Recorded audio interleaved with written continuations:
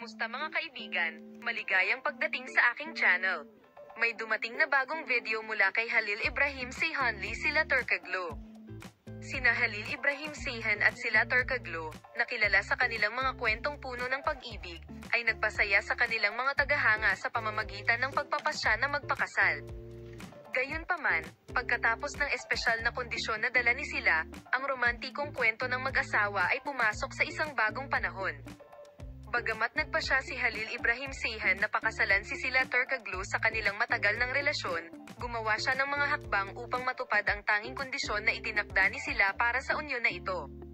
Ang kaganapang ito, na lumikha ng kaguluhan sa mundo ng magazine, ay nagpasigla sa mga tagahanga na umaasa na ang pag-iibigan ng mag-asawa ay lalago at matamis ito sa kasal.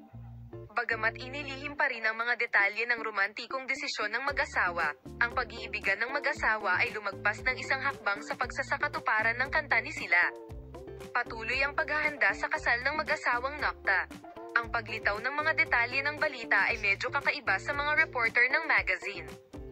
Ang social media ay puno ng mga pagdiriwang at mga post na nagpapakita ng kaligayahan at kasabikan ng mga tagahanga ng mag-asawa.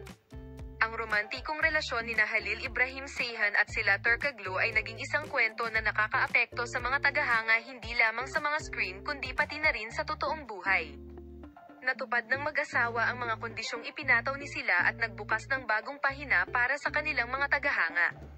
Matapos ang romantikong kaganapang ito, na sumasakop sa agenda ng magazine, ang publiko ay naiinip na naghihintay sa mga detalye ng paghahanda at proseso ng kasal. Dear viewers, thank you all for watching the video. Goodbye. See you in new videos.